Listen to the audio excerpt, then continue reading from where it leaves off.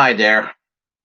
I'm going to get a lot of hate from some fellow progressives that are invested in the Democratic Party. And also going to get a lot of hate from the corporate Democrats too. But I really don't care about the hatred from the corporate Democrats. Um, Let me start off with a quote.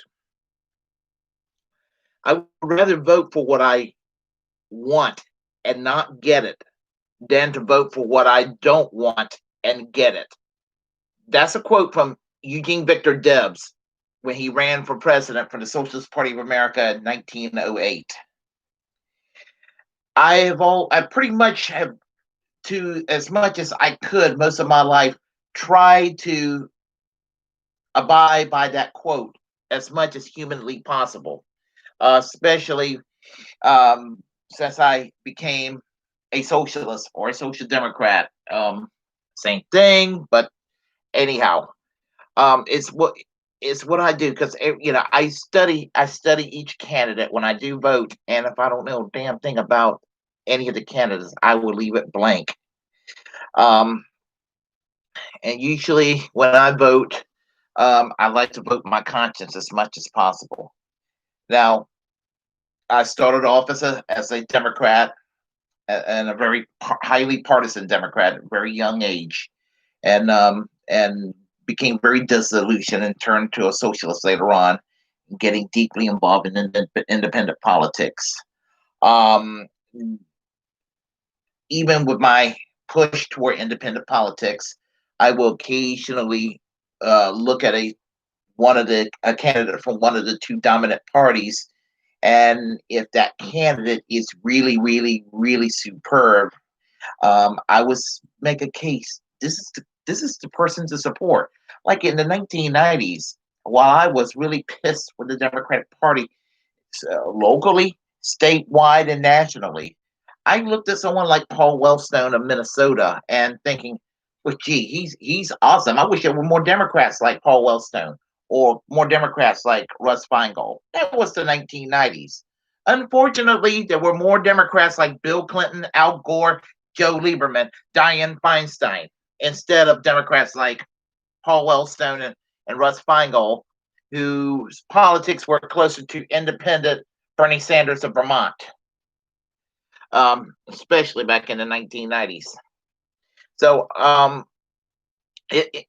and every election cycle since the mid 1990s, I experienced vote shaming relentlessly from corporate Democrats and even many good Democrats, progressive Democrats. I get the vote shaming. And it's always the fear of Republicans, the fear of Bob Dole in 1996, and compare Bob Dole today's Republican Party.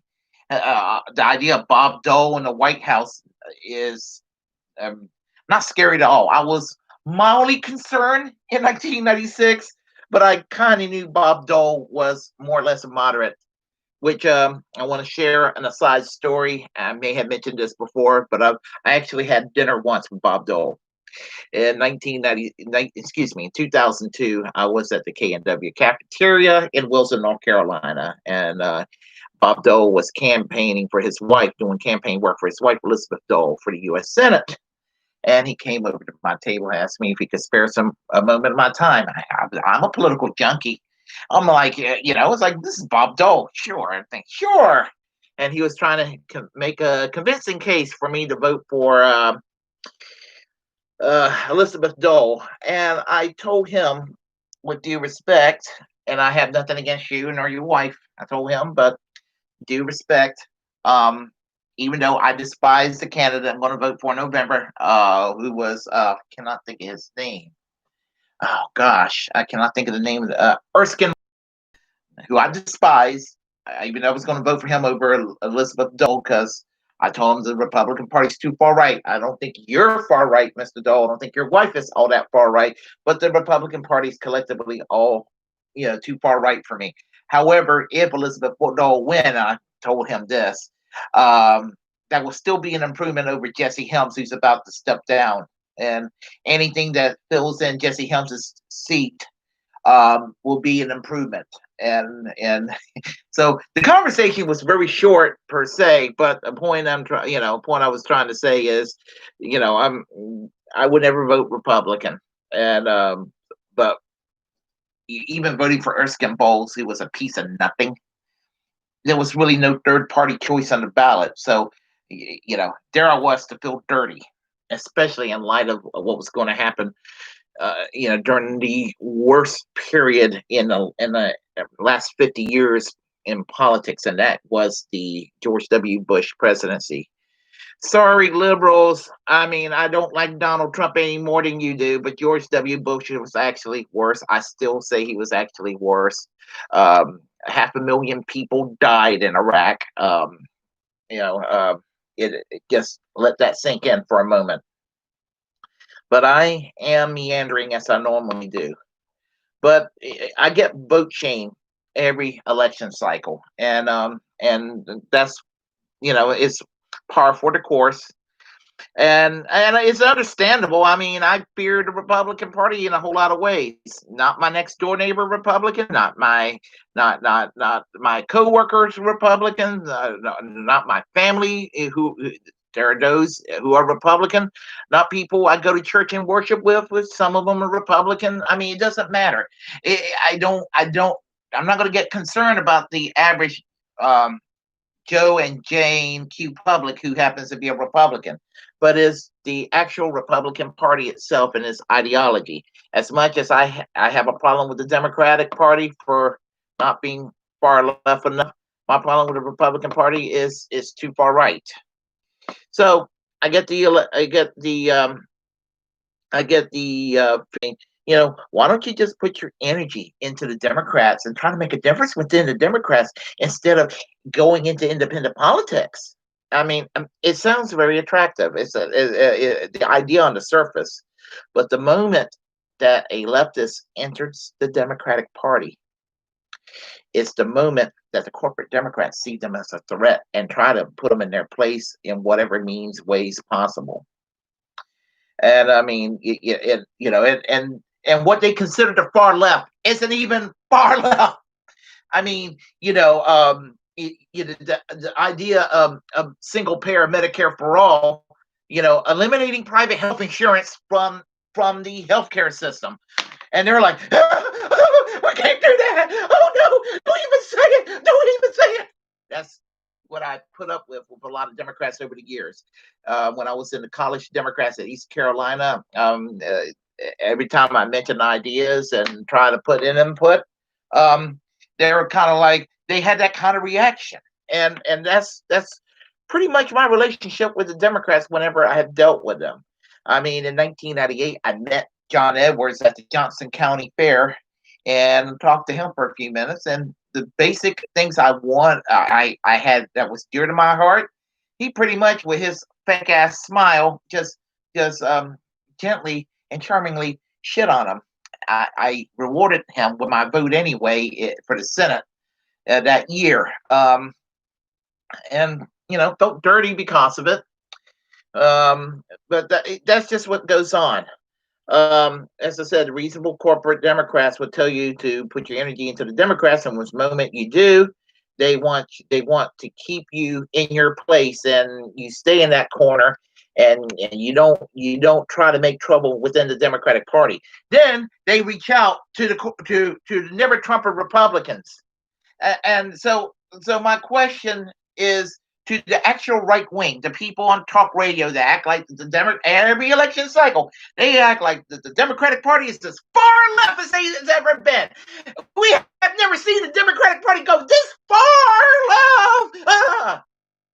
Joe Biden and Kamala Harris ain't far left. There's been Democratic tickets in the past that's been more progressive than Joe Biden and Kamala Harris. I would say the George McGovern campaign was further left than Joe Biden's campaign in 2020. I would say that even Jimmy Carter, who was one of the most mediocre presidents we ever had, he gets a bum rap in a lot of ways. As president, he was very mediocre. Great ex-president, by the way. Awesome ex-president. But his 1976 and 1980 campaign was more progressive than Joe Biden. Go back to Adlai Stevenson in the 1950s, Harry Truman in 1948. I mean, certainly FDR. And you're going to tell me that Joe Biden is to the left of FDR? You're going to tell me that Hillary Clinton's to the left of FDR, or that John Kerry, or Al Gore, or Bill Clinton? You're going to tell me these guys are to the left of Franklin Roosevelt? And that's crazy. Very crazy. So I have a love-hate relationship with the Democratic Party because, I want them to do the right thing, which is the left thing. But at the end of the day, they'll go and sell out. And they'll act like being for Medicare for all, or being for unions, depending on what part of the country you're in, or just being more of an actual progressive, instead of being the diet Republicans that a lot of them tend to be. They act like, being for basic social democratic, programs that even the British Conservative Party is in favor of in the UK, or the German Christian Democrats, or the Union for Popular Majority in France, that they're like totally cool with. But the Democrats can't be for that, and they're acting like that. My goodness, if their Democrats are caught on record favoring, getting rid of the insurance companies to lower the medical costs. Oh no, you can't do that. That's too extreme. You're just going to turn people off. Don't even say Medicare for all. Whatever you do, don't say it. Don't say it. That's basically I mean, I'm exaggerating, but that's basically how corporate Democrats behave. And we got to act like, hey, at least they're not the big bad Republicans. I mean, get out of here with that. You know, um, this came into head in 2016 when Bernie Sanders challenged Hillary Clinton in the 2016 primaries, and this is very important. Not only because I've been the first online Bernie bro in the 1990s, but back before social media existed. Believe me, if you go and read in left wing circles, I have defended Bernie Sanders, and in some left wing circles, I've been really crapped on. I was the first Bernie bro online. I can guarantee you that.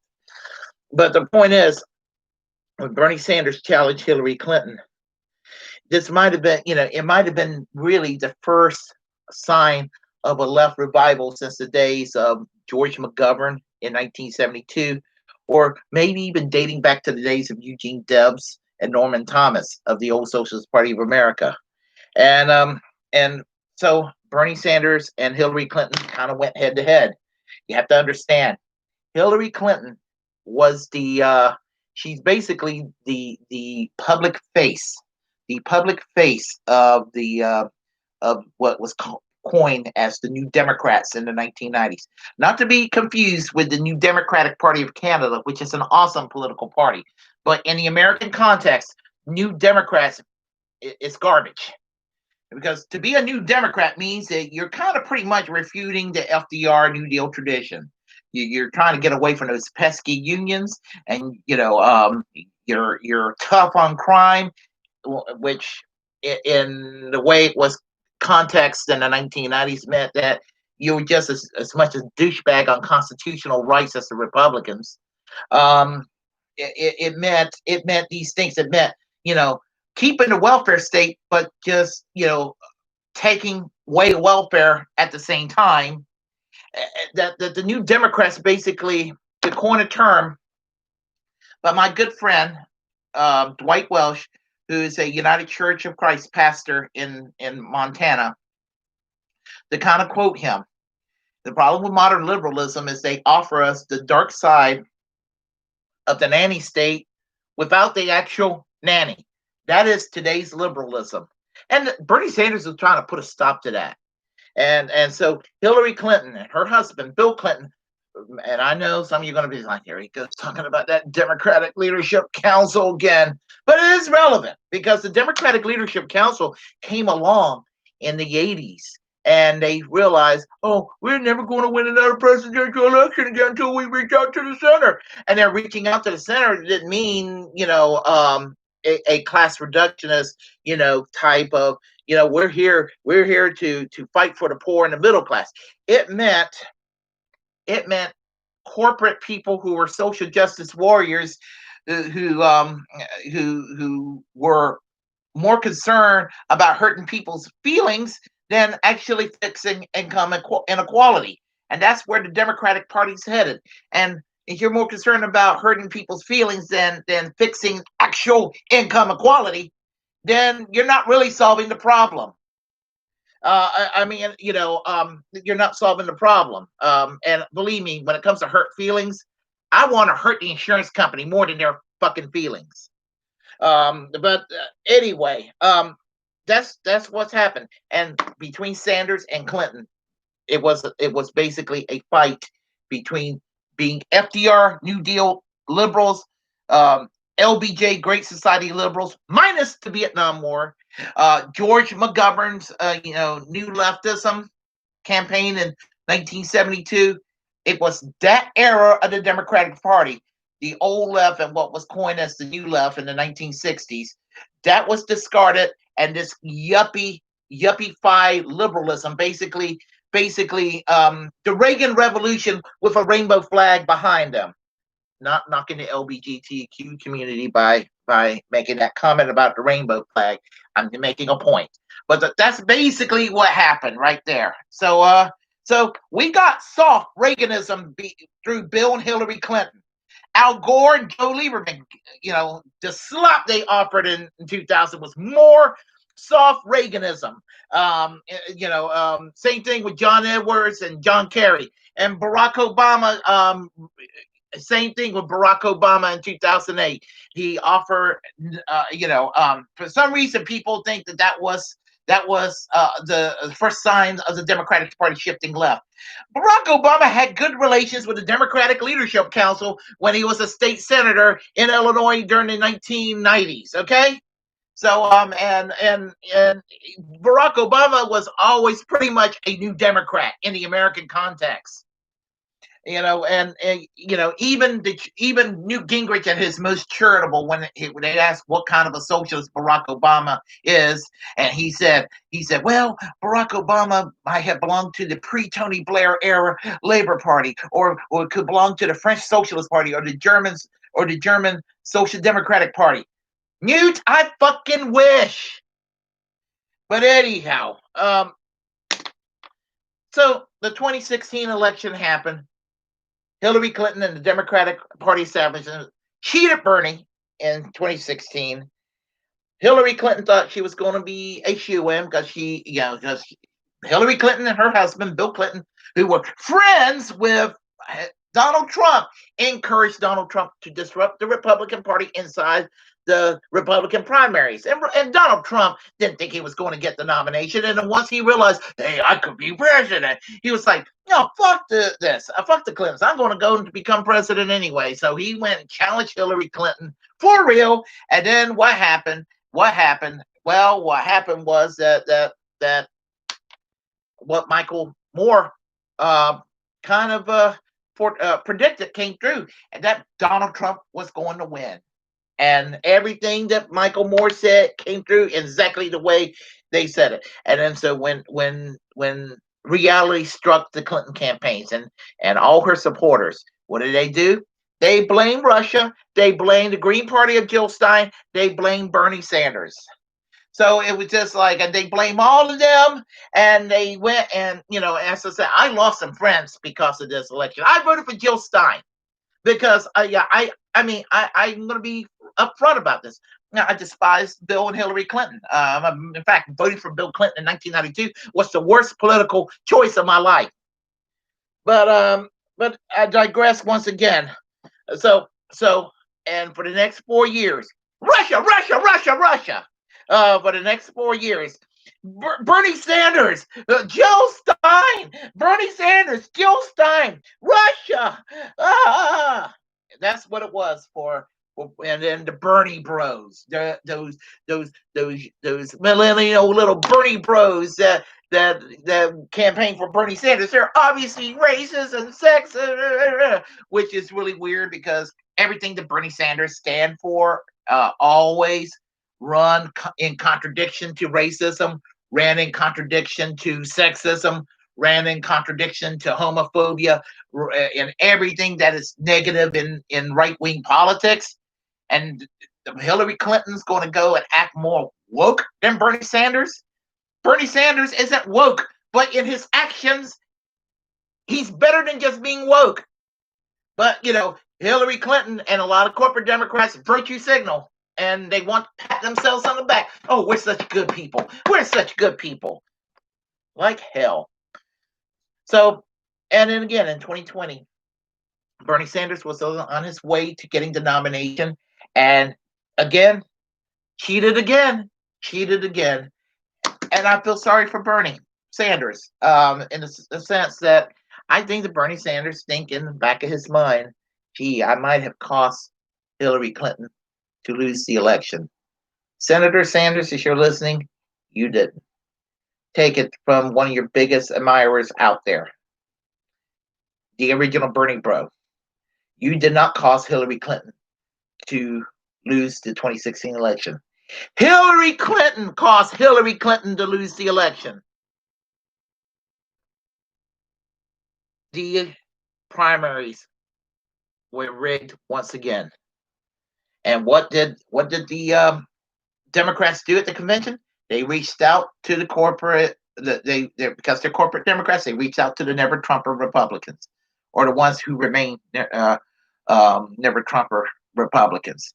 And as an aside note here, one of the worst people around politically were the never Trumpers of 2016 that became Trump sycophants later on. I will probably go into that later on. What we get, why that's the case. But anyhow, they reached out to the never Trumper Republicans who remained never Trumper Republicans, and they went and crapped on the progressives again. And I talked about that before. So the Trump is bad enough that it's even causing people ranging from Bob Avakian, who is so far to the left that not even I want to have to deal with. People like Angela Davis, who fought the good fight all her life on the left. Not necessarily my section of the left, but I do respect Angela Davis.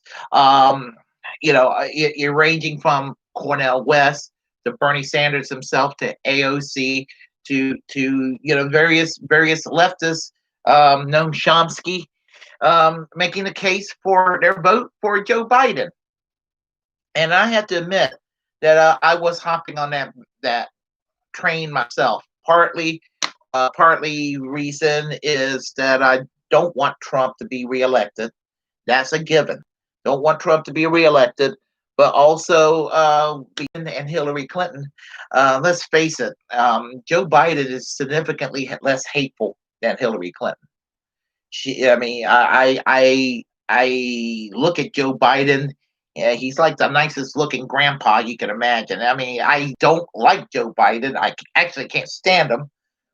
But his demeanor is certainly not as hateful and as bitter as it is from Hillary Clinton.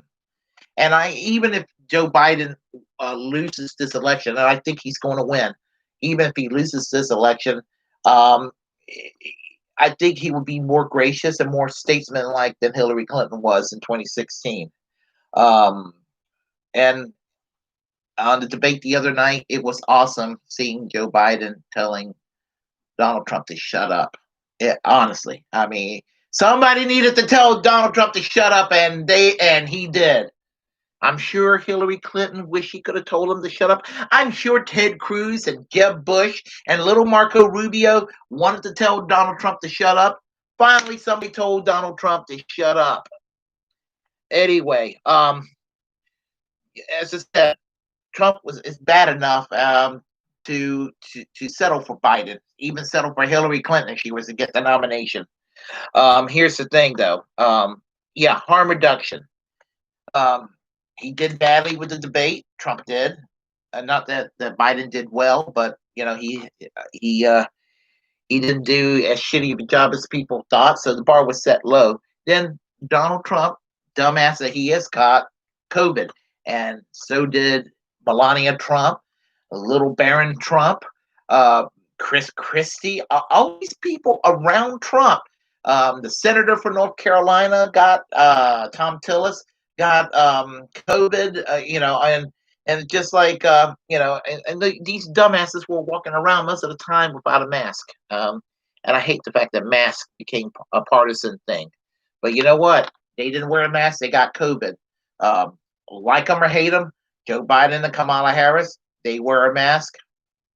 They're not. They don't have COVID. So who's the dumbass?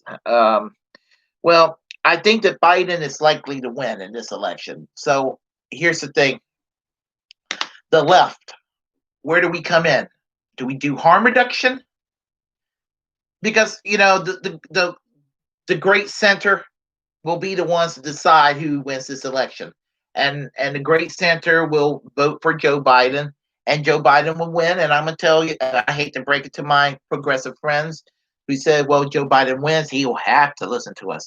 If Joe Biden didn't listen to us in the primaries, why the fuck would he listen to us as president? He's reached out to never Trumper Republicans. Don't be surprised as you see some never Trumper Republicans be appointed in his administration. But harm reduction, but now we can push Biden to the left. I don't see where it can happen. I want to be wrong. I want to be wrong. But why should the left consider Howie Hawkins?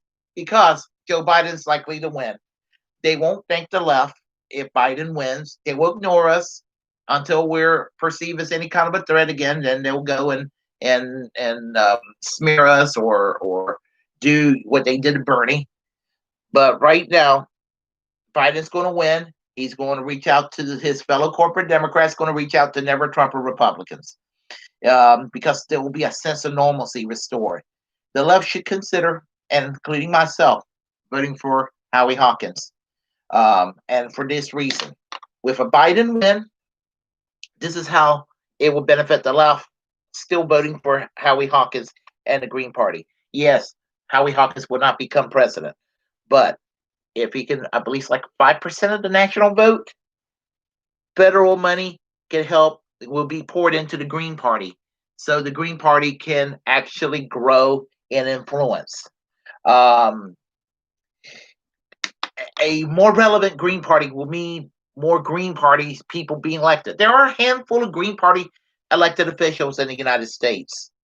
We don't have any in Congress. We don't have any in the Senate, but they're like aldermen, mayors, city council people, state representatives who are Green Party members, and that's a good thing. That's a good start. It will push the Overton window to the left. If the Green Party is strong enough, it will push the Overton window further left. And that means that if the Democrats want those left-wing people, they better start talking further left. In Canada, that's how the New Democrats is not a dirty word in Canada. New Democrats is a good thing in Canada. The New Democratic Party, which is their Labour Party, campaigns like the Social Democrats they are. The Liberals in Canada, which are the counterpart of the Democrats here, had to go and borrow some ideas and promise more health care and more welfare state and more unions, and they cater to the left, and they have to listen to the left. If not, they will be defeated. So the Overton window is pushed to the left, and so some people will vote for the Liberals because they promise as much shit as the New Democratic Party is promising them. So we need that here. I know our electoral system is not really equipped, but that doesn't mean that we don't fight the good fight. We got to change the electoral college system. We got to change how we do politics here to match it the way it's done in at least Canada and the UK. But if I had it my way, we would do proportional representation like it's done in France and Italy, where you have 10, 15, 20 political parties. That's so much better. But anyhow, I'm in a conundrum right now, of just a few weeks before the election, and if it looks like Trump is going to be soundingly defeated, I may just go ahead and vote for Howie Hawkins instead of the vote swapping, because I was going to feel dirty voting for Joe Biden because he's not going to promise anything. And so this is the conundrum I'm with, and I know I'm going to have some people hating on me because of this, but I digress. If you like what you heard, um, press like and comment. If you hate it, comment anyway. Share this content on this channel. Um, and if you have a platform, or if you want a platform, build that platform. And if you're passionate about saying something, go ahead and do it. Because as a First Amendment absolutist, it's my duty to tell you all that we're the muckrakers of our time. And most importantly, subscribe to this channel. Subscribe, subscribe, subscribe. And to let you know, I am social democracy. Until we talk again, this was extra long. Peace, and Bernie Sanders for president in the year 2024.